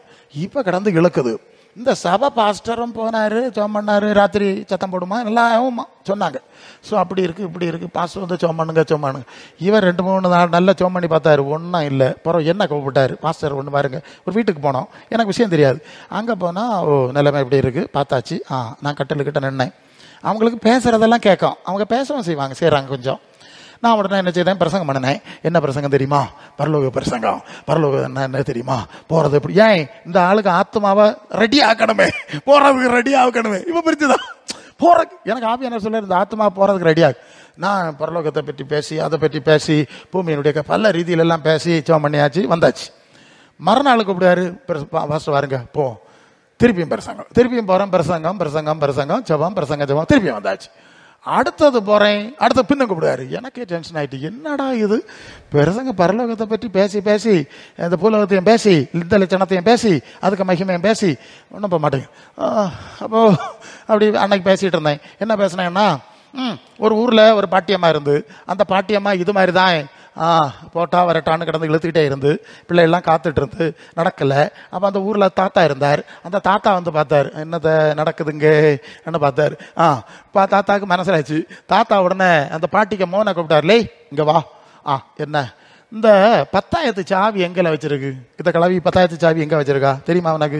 ஆமாம் தெரியும். 10,000 தெரியும்ல, எங்கள் வீட்டில் இருந்து பாக்ஸாக இருக்கும், அதுக்கு ஒரு பெரிய சாவி இருக்கும், ரொம்ப நீளமாக இருக்கும். இந்த கிளவி 10,000 சாவி எங்கே வச்சிருக்கு? அது எனக்கு தெரியுமா? எனக்கு தெரியும், அங்கே ஒழிச்சு வச்சிருக்கா, எனக்கு தெரியும். சரி, அதை எடுத்துட்டு வா. அதை எடுத்துட்டு வந்தாச்சு. அதை எடுத்துக்கொண்டு இந்த பாட்டிக்கு கையில் கொடுத்தாச்சு. ஏய் கிளவி, பலமா பிடிச்சிக்க, இதுதான் 10,000 சாவி, யாருக்கும் கொடுக்காத, கொண்டு போ, பத்திரமா கொண்டு போ. என்ன அது ஆவேறு சாவியை பிடிச்சு கையில் எடுத்த கொஞ்ச நேரத்தில் உயிர் போயிட்டு கொள்ளமால. இப்படி நான் சொல்றேன், 10,000 சாவியில தான் மனசு கிடந்து வப்பராளப்பட்டு இருந்திருக்கு. கையில கிடைச்சோடனே நான் கொண்டு போறேன்டோய், ஒரு போக்குதான் போயிட்டான். இப்படி எல்லாம் சொல்லி எடுத்து எப்படி ஆண்டவரே ஆத்மாவை ஒவ்வொரு நாளும் ஜெபம் தான். ரத்தத்தினால கழுவணும், ஆத்மாவை சேர்க்கணும், ஆறுதல் இளைப்பாறுதல் சேர்க்கணும், எல்லாம் நல்ல பவர்ஃபுல்லா ஜெபிச்சாச்சு. நான் ஜெபிச்சு பிரசங்கம் பண்ணி டயர்டாயாச்சு. அந்த அம்மா இருந்த ரூமுக்கு பக்கத்தில் ஒரு ஹால், அது 2 சேர் கிடந்து. எனக்கு டயர்டாச்சு. வந்து சேர்ல உட்கார்ந்து தான் உண்டு. அந்த பிள்ளைகள் அங்கிருந்து ஐயா அம்மோன்னு ஒப்பாரி வச்சுது. என்னன்னு அது அம்மைக்கு கண்ணு மேலோட்ட போகுது, நான் போகுது. கொஞ்ச நேரத்தில் ஆஃப் ஆயிட்டு. என்னடா எல்லாரும் ஜெபம் பண்ணி சாவ போறாள எழுப்பி விடுவாங்களாம் பிரசங்கி மாதிரி. இப்ப ஜெபம் பண்ணி நான் அனுப்பி வச்சிருக்கேன். இல்லையா வேறையும் நடந்திருக்குது போல. இல்லையா கடைசியில போய் பார்த்துருக்கேன், அவர்கள் சர்ச்சைக்கு வர முடியாது. அவங்களுக்கு நிம்மதி பெருமிச்சு. சரி அப்பா இனி நாளை எப்படியே முடி விட்டுட்டு நம்ம வேலைகளை பார்க்கலாம். பார்த்துக்கலாம், மனசு இங்க கிடக்குதுனாலே அங்க போவே இல்லை. சரி, இப்ப தேவனோட சஞ்சரிக்கிற ஆளுகளுக்கு பிரச்சனை கிடையாது, எப்படா ஓடிடலான்னு இல்லையா? பவுல் சொல்றாருல்ல பிலிப்பியர்கள் நிருபத்துல, இந்த தேகத்தை விட்டு பிரிந்து கிறிஸ்துவோடு கூட இருக்க எனக்கு ஆசை, எனக்கு ஒன்றும் பயம் கிடையாது, வெப்பரால அவனும் கிடையாது, செத்து போவனே, இருதயம் கடா கடா குட்டு குட்டுன்னு அடிச்சு பெருசிங்காரு, இன்னைக்கு கூட்டத்துக்கு வருவேன்னு நான் நினைக்கல பெருசிங்காரு, புறப்படுக்கணும் பெருசிங்க. ஆமா, எங்க வேலை பொறுப்படுக்க வேண்டியது, வேற என்ன பண்றது? ஆமா, கொஞ்சம் காலமா பொறுப்படுக்கிறேன்ல, உங்களுக்கு வயசு என்னாச்சு? அதுக்கு 78 தாண்டி போகுது. 78 தாண்டின பிறகு ஆண்டவர்கிட்ட போறக்கு ஆசை வரலன்னா சொல்லதான், நான் சொல்லித்தானே ஆகணும். 78 தாண்ட பிறகு ஆண்டவர்கிட்ட போற ஆசை வரல, இருக்கதை சொல்லணும். பிலிப்பியர் 1:23, இந்த தேகத்தை விட்டு பிரிந்து கிறிஸ்துவுடனே கூட இருக்க எனக்கு ஆசை உண்டு. ஏன் ஆசை உண்டு? அது அதிக நன்மையாய் இருக்கும். இங்க ஜபிச்சு சுகம் தந்தாலும் ஆண்டவர்கிட்ட இருக்கிறது மாதிரி இருக்காது இல்லையா? பெருசங்காரு என்ன சொல்லுதிய? என்னத்தான் ஊசி போட்டு சுகந்தாய், 10 லட்சம் செலவாக்கி கிம்ஸ்ல இருந்து வந்திருக்கேன், சுகந்தாய், இருந்தாலும் ஆண்டவர் தார மாதிரி இருக்காதே, ஆண்டவர்கிட்ட இருக்க மாதிரி இருக்காதே, இந்த புதுசா சோக்கேடு வருமே இல்லையா? அப்போ நமக்கு ஆசை வரணுமா வேண்டாமா? வரணுங்க, அதெல்லாம் தப்பு கிடையாதுங்க, இருக்குது சொல்லியிருக்கு. நீங்க ஆசைப்பட்டாலும் கொண்டு போறது கிடையாது. ஒருத்தன் நான் சாவணும், யாரு? எலியா நான் சாவணும், என் முற்பதாக்களை பார்க்கல, நல்லன்னு சொல்லி ஆள் இல்லாத இடத்துல போய் கிடந்திருக்கான். ரோட்டங்கரையில் கிடந்தா ஆம்புலன்ஸை கூப்பிட்டு ஏற்றி அனுப்பிடுவாங்க. இதனால ஆள் இல்லாத இடத்துல போய் மரத்தில் நிழல்ல போய் சுருண்டு கிடந்திருக்கான், சாவணும். S finish. அவன் சரியான தீர்மானம் தான். ஆண்டவர் அங்கேருந்து பார்த்தாரு, லேய் எனக்கு ஊழியக்கார சுருண்டு கிடக்க லட்சணத்தை பாரு, போங்கடை தண்ணி என்ன கொடுங்க. யார கொடுக்குது? பரலோக தேவதூதர்ல இல்ல, போங்கடை தண்ணி என்ன கொடுங்க, சூடாப்பம் கொண்டு கொடுங்க, சூடாப்பம் சூடாட்டாப்பம் தண்ணியை கொடுத்து, டேய் அடிச்சு தட்டுனானோ அடிச்சானோ தெரியல, எழுப்பி திருப்பியும் படுத்துட்டான். முழு தீர்மானம் தானே. திருப்பியும் உடல எழுப்பி, டேய் நீ இன்னும் ரொம்ப தூரம் போக வேண்டிய இருக்கு, இங்க இடத்துக்குள்ள வந்து கிடக்கா நீ ஊழியக்காரன், ஆள் இல்லாத இடத்துல, ஆள் உள்ள இடத்துல போய் ஊழியம் ஜெய் போ. எழுப்பி விட்டான். டேய் சாவனவனும் சுருண்டு கிடந்தவன் கடைசியில சாவாமலே பறந்து போயிட்டான். எப்படி? அவனுக்கு சாவையில தெரியுமா அவங்களுக்கு இல்லையா? அவன் சுழல் காட்டினாலே தேவன் அவனை பல வேளை அப்படி ஆகிப்போம். சாவனம் நீ நினைச்சாலும் நம்ம பார்க்கலாம், இரு உன்னை கொஞ்சம் பண்படுத்த வேண்டியிருக்கு, இன்னும் கொஞ்சம் பூரணப்படுத்த வேண்டியிருக்கு. பாதியில் உன்னை விடுதுக்கா, உன்னை இழுத்துட்டு வந்தேன், நீ பூரணம் அடையணும், உன்னை கொஞ்சம் பூரணப்படுத்தணும், உன்னை தட்டி நிமித்தி செதுக்கி ஒன்று ஒழுங்குபடுத்தணும். இன்னும் நீ நிறைய ஊழியம் செய்ய வேண்டியிருக்கு. கொஞ்சம் கனி கொடுத்தா இல்லையா? அது யோவான் 15:1 படிச்சா, என்னில் கனி கொடுக்கிற கொடி எதுவோ அது அதிக கனி கொடுக்கும்படி அதை என்ன செய்வாராம்? சுத்தம் பண்ணுவார். கனி கொடுக்காத கொடி எதுவோ அதை என்ன செய்வார்? அறுத்துப்படுவார். வீட்டில் மிளகா செடி கத்திரிக்காய் செடியை நட்டு உரையெல்லாம் போட்டு தண்ணியெல்லாம் ஊற்றிட்டு வந்து ஒரு வரியும் ஆகி காய்ச்சலன்னா உடனே நினைச்சு கோவம் வந்துடும் உங்களுக்கு. குட்டை மண்ணெண்ணை விட்டு தீ கொடுட்டி அந்த செடியை இல்லையா? இதுக்கு உரம் போட்டதும் கொள்ளலாம், வெள்ளம் ஊற்றுனதும் கொள்ளலாம். அதே நேரம் நல்லா காய்ச்சுன்னா, டேய் சுற்றி இந்த ஓலையெல்லாம் வச்சு கிட்டுவா, எல்லாம் உண்டு ஊருக்காட்டு பாசை, ஓலையெல்லாம் வச்சு அடைச்சிலே ஆடு கடிச்சு நல்லா காய்ச்சின்னு பார்த்துக்க, நான் பாதுகாப்பியே இல்லையா? இது வேலைதான். நீ ஆண்டவருக்கா கனி கொடுத்தா, கனி கொடுக்குது இல்லையா? இன்னும் கொடுக்கட்டு, இன்னும் பூரணத்துக்கு நேராக போகட்டும். இப்போ இந்த பிசாசு கையில் கொடுக்கப்படாது, சோக்கேடெல்லாம் வந்தாலும் இந்த கொரோனாவில் கொடுக்கப்படாது. அது கொடுக்கட்டும். நீ ஆண்டவருக்கு ஆத்மாதாயம் செய்தா, ஊழியம் செஞ்சுட்டு இருக்கா பாப்பாரு, ஒரு வேலை செய்யலை, எல்லாரும் தின்னுட்டு உறங்க, இந்த ஊழியக்காரன் ஊழியம் செய்யறான், இந்த ஊழியக்காரி நல்ல ஆத்மாதாயம் செய்யறான். இப்ப விடப்படாது. இப்ப புரியுதா உங்களுக்கு? ஆத்மா ஆதாயம் செய்யணும். கனி கொடுக்கிற ஆளுகளை கொஞ்சம் நாள் கூட இருக்கட்டு, கனி கொடுக்கட்டு, ஆத்மா ஆதாயம் பண்ணட்டு, கொஞ்சம் கூட மகிமை கிடைக்கட்டு, மகிமையின் மேல் மகிமை அடைந்து மறுரூபம் அடைகிறவன் சொல்லி இருக்கு இல்லையா? அது 1 Corinthians 15:40-41. சூரியனுடைய மகிமை வேறே, சந்திரனுடைய மகிமை வேறே, நட்சத்திரங்களுடைய மகிமை வேறே, மரித்தோரின் உயிர்த்தெழுதலும் அப்படியே இருக்கும் பரலோகத்துல போனா. அப்போ என்னாச்சு? இப்ப ஆண்டவர் கூட நடந்து ஆண்டவர்கிட்ட போகும்போது அங்கே சிலர் சூரியனை போல பிரகாசம், சிலர் சந்திரனை போல, சிலர் நட்சத்திரம் போல, சிலர் மண்ணெண்ண விளக்கு போல இருக்கட்டா நிக்கட்டா போட்டா இல்லையா? வித்தியாசமான மகிமை அது கனிகளுக்கு ஏற்ப இருக்கும். வெளிப்படுத்தல் 19:8 சுத்தம் பிரகாசம் உள்ள மெல்லிய வஸ்திரம் தரித்துக் கொள்ளும்படி பரிசுத்தவான்களாகிய மனவாட்டி கழிக்கப்பட்டது. அது பரிசுத்தவானுடைய நீதிகளே, கனிகளே, குணங்களே, கிரியைகளே. இப்ப புரியுது இல்லையா? அதுக்காக நம்ம வச்சிருக்குது. அப்ப கொஞ்சம் பொறுப்பா நடந்துடும். என்ன பிரச்சனை? இந்த பொல்லாத மண்ணில் கிடந்து பண்ணி குட்டிய மாதிரி உருளுக்கு நம்ம கூப்பிடையில, இந்த பொல்லாத பிரபஞ்சத்திலிருந்து விடுவிக்கும்படி கூப்பிட்டார். அநேகரை தானியேல் சொல்லியிருக்குல்ல, ஞானவான்களோ என்றால் ஆகாய மண்டலத்து வழியை போலவும் அநேகரை நீதிக்கு உட்படுத்துகிறவர்கள் நட்சத்திரங்களைப் போலவும் என்றும் என்றும் சதா காலங்களிலும் பிரகாசிப்பார்கள். அப்போ அநேகரை நீதிக்கு உட்படுத்தணும், இருளிலிருந்து வெளியே கொண்டு வந்து வெளிச்சத்துக்கு கொண்டு வரணும். இதுக்காக நம்ம கூப்பிட்டு இருக்கு 3 நேரம் தின்னுக்கிட்டு அவ்வளவு சோக்கேடெல்லாம் உண்டாக்கிட்டு ஆஸ்பத்திரிக்கு போறதில்ல. சொன்னவர் வாசிக்கணும் வாசிக்கணும், ஜெபிக்கணும் ஜெபிக்கணும், ஆத்மாதான் செய்யணும். எனக்கு வர்றேன் இல்லை பிரசங்கியாரு, எனக்கு பிரசங்கம் பண்ணது, உனக்கு பிரசங்கம் பண்ண தெரியாண்டா, வாய் இருக்கு இல்லையா, சோம் பண்ண தெரியுமா, வந்து அதுல முக்கில் இருந்து சோமன். சரியா? முன்னால் ஒரு சம்பவம் வருது. ஒரு தேசத்துல ஒரு வயசான பாட்டியமா இருந்தாங்க, கண்ணு தெரியாது, ரொம்ப வயசு. அந்த தேசம் எல்லாம் ரொம்ப மோசமா இருந்ததுதான். அப்போ இன்னொரு தேசத்திலே மூடி, டிஎல் மூடி, அவர் வந்து அங்க வந்து நல்ல ஊழியம் செஞ்சு ஆத்மா ஆதாயம் பண்ணிட்டு இருந்திருக்காரு. இந்த அம்மா எங்கேயோடைய கேள்விப்பட்டிருக்காங்க. இவங்க பார்த்தாங்க, நமக்கு பிரசங்கம் பண்ண தான் முடியாது, நமக்கு பேவரட்ட தான் தெரியாது, வாய் இருக்கு இல்லையா, இதுல போய் மற்ற வார்த்தைகளை பேசி சண்டையும் சச்சரவும் குண்டனையும் கோலம் சொல்லிட்டு நடக்க நேரம் கண்ணாத்தர் இதில் இருந்துட்டு ஆண்டவரே டிஎல் மோடியை அனுப்போம், எங்கள் தேசத்துக்கு அனுப்போம், இந்த தேசத்துலேயும் எல்லாம் இப்படி போயிட்டு இருக்கு, எல்லாம் ஒன்று உருப்படணும், குணப்படணும், ரசிக்கப்படணும் அப்படின்னு ஜோம் பண்ணாவலாம். ஜோம் பண்ணிட்டு இருக்காவளை கர்த்தர் அவரை இந்த தேசத்துக்கு கொண்டு வந்தாராம். இங்கே வந்து பிரசவம் பண்ணாராம். பண்ணனோன்னா இந்த அம்மா அடிக்கடி சொல்லி ஜோம் பண்ணதை யாரோ சொல்லியிருக்காவா, இப்படி அந்த அம்மா ஜோம் பண்ணுவாங்க, நீங்கள் இந்த தேசத்துக்கே வந்துட்டீங்களே, அப்படியா, அந்த அம்மாவை பார்க்கணும். இவர் வந்தார், இவங்களுக்கு கண்ணு தெரியாது, வீட்டில் வந்து கதவு தட்டுறாரு. கதவு தட்டுறோன்னா அந்த அம்மா கண்ணு தெரியாதுல்ல, கதவை திறந்து சொல்ல கேட்கதான், ஆர் யூ டிஎல் மூடி, நீங்க தான் மூடியா, கண்ணு தெரியாதான் கிளவி பாட்டிக்கு பார்த்துடுங்க எவ்வளவு இருந்திருக்கணும் அப்படி நாங்கள் ஒரு புத்தகத்தில் வாசித்தேன். சரி, அப்படியாவது நீங்க செய்யலாம் இல்லையா, செய்யலாமா செய்ய மாட்டீங்களா? சரி, அப்போ பொல்லாத பிரபஞ்சத்திலிருந்து நம்ம விடுவிக்க ஆண்டவர் வந்தார். பிறகு நம்மை முடிக்கணும் அது அது அது இப்படியே காத்துக்கொண்டே இருக்கிறோம், தவித்து கொண்டே இருக்கிறோம். இப்ப ஆண்டவர் சொல்றார், இந்த உங்களை, அதாவது லூக்கா 21:28, இவைகளெல்லாம் நீங்கள் சம்பவிக்க காணும் போது உங்கள் மீட்பு சமீபமா இருக்கிறத அறிந்து உங்கள் தலைகளை மேல உயர்த்தி இருங்க.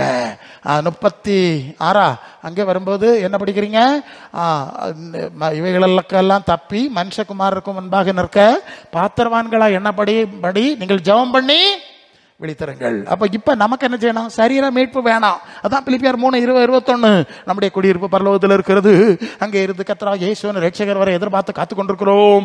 அவர் நம்முடைய அற்பமான சரீரத்தை அவருடைய மகிமையான சரீரமாய் அவருடைய வல்லமையினாலே மாற்றுவார். அதுக்கு காத்துக்கொண்டு, இது என்னது, சரீரத்தின் ரட்சிப்பு, சரீர மீட்பு. அப்ப வருவார், அவர் நம்ம எடுத்துக்கிட்டு மத்திய ஆகத்துக்கு மேல போயிடுவார். அதனால அது வெளிப்படுத்தல் 13ஆம் அதிகாரத்தில், நீங்க 12ஆம் அதிகாரத்தில் என்ன படிக்கிறீங்க அதை முடிச்சிருவோம். அந்த வருகை வரும்போது என்ன நடக்க தெரியுமா, அதை படிச்சிருவோமா? 12ஆம் அதிகாரத்தில் 7, வானத்திலே யுத்தம் உண்டாயிற்று, மிகாவேலும் அவனை சேர்ந்த தூதர்களும் வலு சர்ப்பத்தோடு யுத்தம் பண்ணினார்கள், வலு சர்ப்பம் அதை சேர்ந்த தூதர்களும் யுத்தம் பண்ணி ஜெயிக்க கொள்ளவில்லை, வானத்தில் அவர்கள் இருந்த இடம் காணப்படாமல் போயிற்று. என்ன புரிஞ்சுங்க, வான மண்டலங்கள்ல பொல்லாதாவி சேனை இருன்னு வசனம் பார்த்தாச்சு இல்ல இருக்குதுன்னு. இப்ப இயேசுநாதர் பரலோகத்திலிருந்து தூதர்களோடு மத்திய ஆகாயத்திற்கு வரும்போது அங்க இருக்கிற வலு சர்ப்பத்தின் பிசாசின் சேனைகளோடு யுத்தம் பண்ணுகிறாங்க, பிசாச தோக்கடிக்கிறாங்க, பிசாசு பூமியில வருது. பூமியில வந்தா என்ன நடக்குன்னு கேட்டா 12ஆம் வசனத்துல, ஆகையால் பரலோகங்களே அவைகளில் வாசமா இருக்கிறவர்களே களி கூறுங்கள், பூமியின் சமுத்திரத்திலும் குடியிருக்கிறவள் ஐயோ, பிசாசானவன் தனக்கு கொஞ்ச காலம் மாத்திரம் உண்டென்று அறிந்து மிகுந்த கோபம் கொண்டு உங்களிடத்தில் இறங்கினபடினால் உங்களுக்கு ஆபத்து வரும் என்று சொல்ல கேட்டேன். என்னன்னு கேட்டீங்கன்னா, இயேசுநாதர் வந்துட்டார், எங்க பரலோகத்திலிருந்து இறங்கி மத்திய ஆகாயத்துக்கு வந்துட்டார். மத்திய ஆகாயத்தில் சுற்றிட்டு இருக்க பிசாசெல்லாம் அடிச்சு பூமியில தள்ளியாச்சு. அந்த சேம் செகண்ட்ல இந்த பூமியிலே செயல்பட்டிருக்கிற பரிசுத்த ஆவியானவரும் அந்த பரிசுத்த ஆவியானவரால் வழிநடத்தப்படுகிற பரிசுத்தவான்களும் இந்த தேகத்தை விட்டு விலகி கிறிஸ்துவோடு கூட இருக்கணும்னு ஏக்கத்தோடு இருப்பாங்கல்ல, அவங்களை இங்கிருந்து மறு ரூபப்படுத்தி மேலே கொண்டு போயிடுவார். சரியா? மேலே கொண்டு போயிடுவார். அப்போ சாத்தானின் சேனை பூமிக்கு வரும், இங்க இருந்து இந்த சரீர மீட்புக்காக மிச்சம் எல்லாம் ஆத்மாலாம் அடிச்சுக்கப்பட்டுலாம் போயாச்சு, அப்படியே மேலே போயிடுவாங்க. இங்க மற்றவங்க எல்லாம் கைவிடப்படுவாங்க. கைவிடப்பட்டவர்கள் கேட்குறீங்கல்ல, அதான் கைவிடப்பட்டவரிடத்துல தான் அந்த பிசாசு கோபத்தோட இறங்குது. அப்போ பரலோகம்னா மேலே, ஹெவன்லி, மேலே இருக்கிறவர்கள் சந்தோஷப்படுங்க, கீழே இருக்கிறவர்களுக்கு சங்கடம் தான், பிசாசு வருவான் அப்படின்னு இந்த சம்பவத்தை சொல்லியிருக்கு. இப்போ நாம இந்த பொல்லாத பிரபஞ்சத்திலிருந்து விடுவிக்கப்படும்படி ஆண்டவரை அனுப்பி இந்த சுவிசேஷத்தை தந்து, இந்த ஆவியை தந்து, ஆத்மாவை விடுவிச்சு அதை உன்னதங்களில் அவரோடு கூட உட்காரும்படி செய்து, கிறிஸ்து தேவனுடைய வலது பாசத்தில் உட்காரக்கூடிய அனுபவத்தை எல்லாம் தந்து கடைசியில சரீர மீட்பாகிய, இல்லையா, சரீரத்தை மீட்கணும் இல்ல, இந்த அழிவுக்குரிய சரீரத்திலிருந்து அழியாத சரீரத்துக்கு. 1 யோவான் 2:3 அவர் இருக்கிற வண்ணமாக அவரை தரிசிப்பதனாலே அவருக்கு ஒப்பா இருக்கணும். அவ இயேசு போல இருக்கத்தக்கதாய் சரீர மீட்பை தந்து இந்த பொல்லாத பிரபஞ்சத்திலிருந்து நிலையாய் முடிவாய் நித்தியமாய் நம்மை விடுவிக்க ஆண்டவர் வர போறார். ஒரு ஐடியா கிடைச்சா? ஸோ இந்த ஐடியாவை மனசில் வச்சுட்டு, ஆண்டவரே இந்த அனுபவத்துக்கு எங்களை நடத்தும், எங்களை வேற அந்த பக்கம் இந்த பக்கம் பிசாசு காட்டுற ஏமாத்துக்கு பின்னால் போகாம எங்களை நேராக நடத்தும் என்று சொல்லி நீங்கள் ஜெபித்து உங்களை அர்ப்பணிங்கள். கர்த்தர் இந்த வார்த்தையினால் உங்களை ஆசீர்வதிப்பாராக. ஆமென்.